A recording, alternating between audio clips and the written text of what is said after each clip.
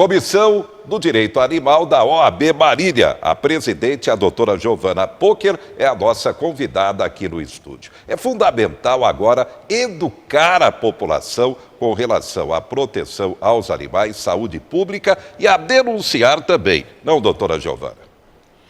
Isso mesmo. A questão do direito animal, ela é muito eclética porque ela depende não apenas da atuação do poder público, mas também depende da fiscalização e da conscientização da população.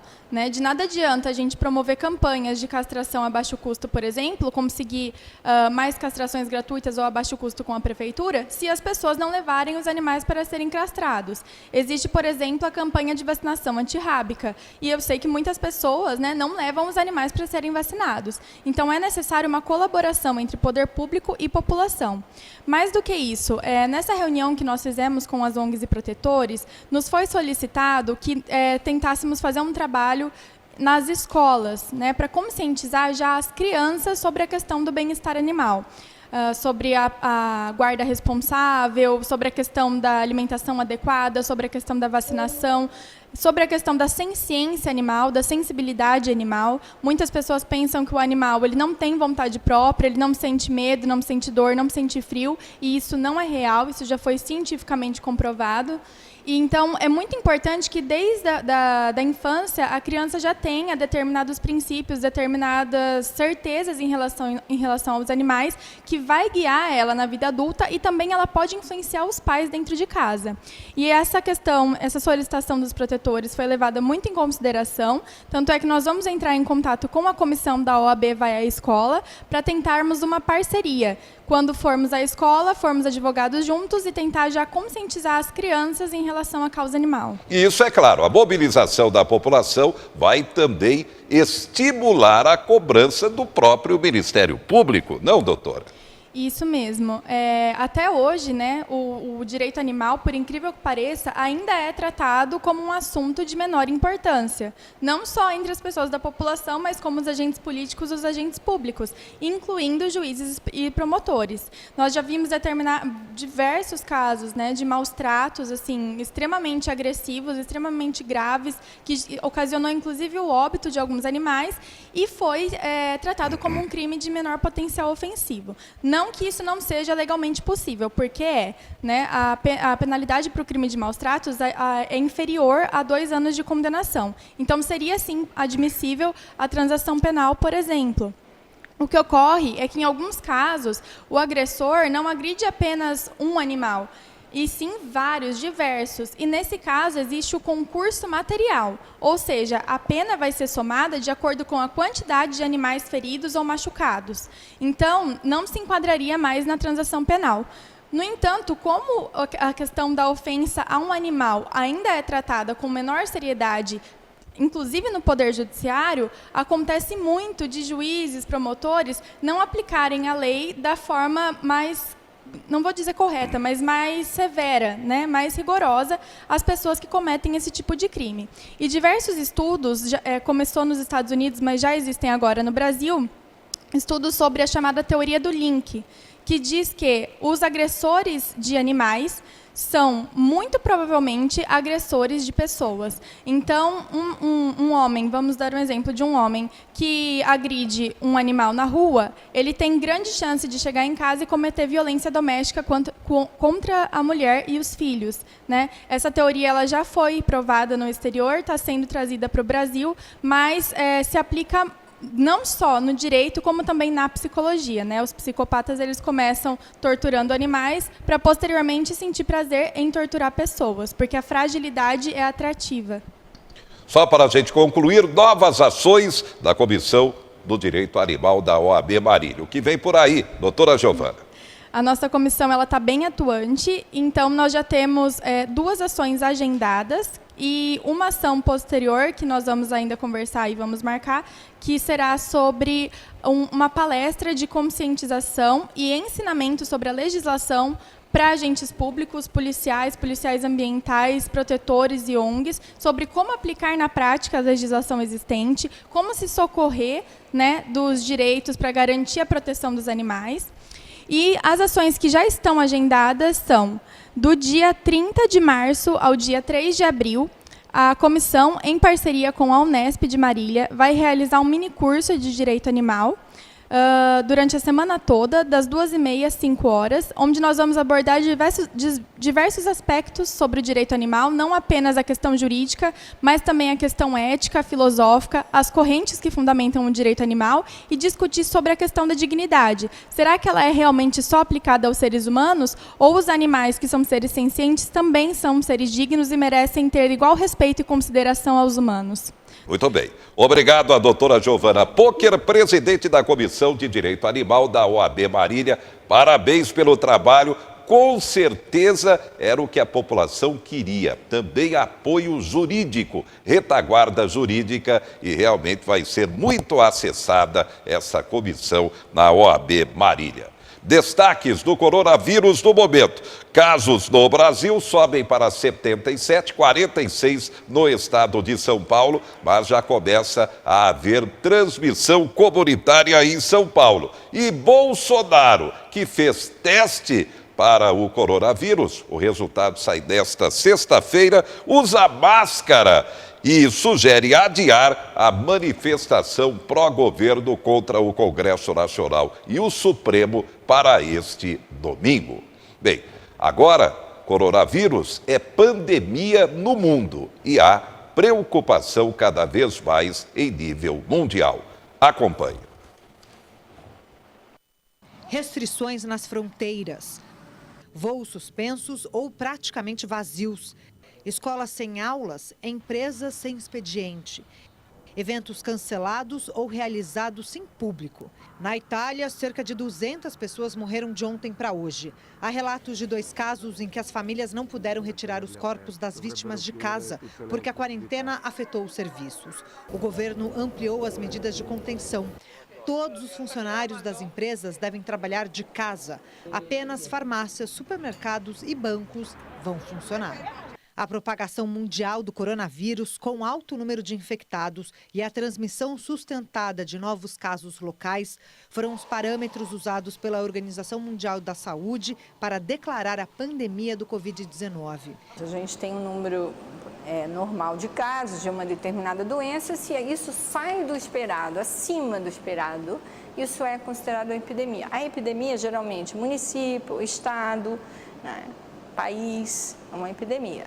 A pandemia é quando essa doença, que já se disseminou em alguns países de um continente, atinge outros países de outro continente. Segundo o diretor-geral da OMS, Tedros Adhanom, a declaração de pandemia não significa que a situação está fora de controle, nem que os países devem abandonar as medidas de contenção e passar a pensar em mitigação, que é uma estratégia de saúde pública que busca cuidar prioritariamente dos doentes graves. Pelo contrário, a organização pediu ações mais agressivas dos países. Ainda de acordo com Tedros Adhanom, a classificação de pandemia não muda a avaliação da OMS sobre a ameaça representada pelo novo coronavírus, além de não alterar o que a organização está fazendo nem o que os países devem fazer. A entidade evitou usar o termo pandemia por medo de dar a impressão de que ela era incontrolável e fazer com que os países reduzissem as medidas de controle e contenção. Então, a OMS tem muito cuidado em declarar pela questão de você comprometer algum país de forma muito importante. Então, e também algumas vezes decretou, não teve tanto impacto e vários países tiveram muitas perdas, né? Ainda de acordo com o diretor-geral da OMS, é a primeira vez que o mundo vive uma pandemia provocada por um coronavírus. Também é a primeira vez que há uma pandemia que, segundo ele, pode ser controlada. A última vez que a OMS declarou uma pandemia foi em 2009, com o H1N1. A gripe espanhola de 1918 é a pior pandemia da história recente, com a morte de pelo menos 50 milhões de pessoas em todo o mundo. Na pandemia do coronavírus, a mensagem da OMS aos países é se preparar, estar pronto, detectar, proteger, tratar e reduzir a transmissão, além de inovar e aprender. Destaques do momento. Sistema Único de Saúde prevê 2.000 leitos de UTI para tratar pacientes com o novo coronavírus. São Paulo já tem transmissão comunitária da doença. Brasil avisa Estados Unidos sobre o secretário de Comunicação que teve o teste positivo. O presidente norte-americano Trump se diz despreocupado. E também Bolsonaro surge de máscara e diz que espera resultado do teste deve sair nesta sexta-feira. Sindicato dos Servidores Municipais de Marília cobra o prefeito Daniel 10% de melhoria salarial para o funcionalismo, dizendo que no seu mandato, Daniel virou as costas para a categoria que garantiu a sua vitória nas urnas. Por telefone, nós vamos conversar com José Paulino, o presidente do sindicato. Zé Paulino, fazendo o seu comentário. 10% de melhoria salarial é a cobrança junto ao prefeito Daniel? Você comenta. É isso, até o momento não houve nenhuma sinalização da administração com relação à pauta que foi protocolado e aprovada em Assembleia. Essa pauta, o que de principal tem? Você confirma? Essa pauta aí nós estamos reivindicando 10%, né, para toda a categoria dos servidores, tanto ativos como os aposentados. Também a equiparação do Vale Alimentação com o da Câmara, que hoje o da Câmara está em 642 e dos servidores da Prefeitura em 360. E o mesmo índice que for aplicado aos servidores ativos seja também aplicado ao Vale Saúde dos aposentados. Por que 10% de melhoria salarial? Você explica. A gente fez o levantamento dentro do governo Daniel, nesse período aí de 3 anos e pouco. Ontem, né, fechou a infração que deu 4,1, mais alguns resíduos ainda que faltou de perca salarial dentro do governo. Então, nós fechamos esse índice em 10% para que possamos negociar com a administração, para que o prefeito nos atenda e nos ouça. Um prefeito que vem correndo das negociações, uma administração que vem se mostrando raivosa com o sindicato, porque o sindicato tem atuado em defesa dos trabalhadores, onde nós conseguimos ganhar algumas ações aí, revertendo algumas situações aí, onde a administração ela estava proibindo e condicionando as aposentadorias dos trabalhadores que preenchiam os requisitos. E aí eles vêm agindo dessa forma. O sindicato está ali para servir aos trabalhadores.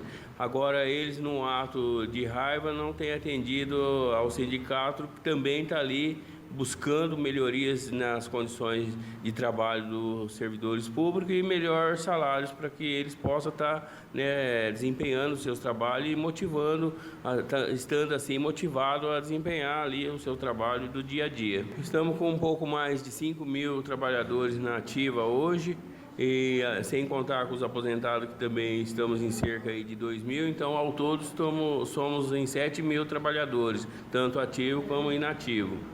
E queremos aí a sensibilidade da administração e que atenda ao sindicato que representa e é legítimo representante de toda a categoria dos servidores públicos municipais de Marília. Desde a campanha, na época, quando o candidato fez várias promessas aos servidores, prometeu valorização dos servidores públicos, prometeu plano de carreira, já findou 3 anos do governo, já está entrando no último ano, e até o momento ainda não foi apresentado esse plano de carreira, que ficou sendo até taxado como um mito, onde até a gente havia um plano de carreira que tinha sido aprovado, e logo que assumiu o governo, ele revogou com a promessa de, em 90 dias, apresentar um novo.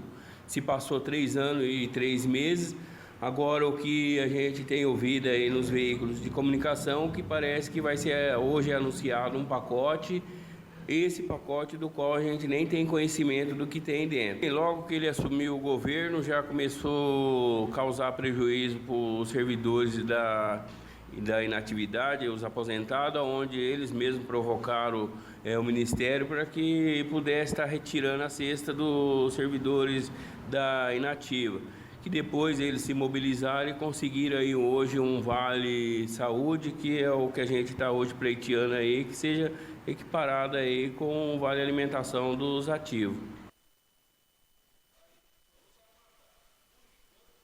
A denúncia do Zé Paulino, presidente do Sindicato dos Servidores Municipais. Desde o início do seu governo, da sua administração, do seu mandato, Daniel Alonso virou as costas para o funcionalismo e principalmente também para o sindicato. Lembrando que foi o servidor municipal, o funcionalismo no geral, que garantiu a vitória dele nas urnas. E de forma surpreendente, ele simplesmente vira as costas para a categoria. Daqui a pouco, Dia Mundial do Rim, o que você precisa saber para não ter doenças renais. Você tem veículo, placa final 3, nesta sexta-feira, dia de pagar o IPVA. E mais informações sobre o coronavírus. A Secretaria Estadual da Saúde de São Paulo prevê, em um mês, 45 mil casos da doença. Já começamos a ter transmissão comunitária. Já, já.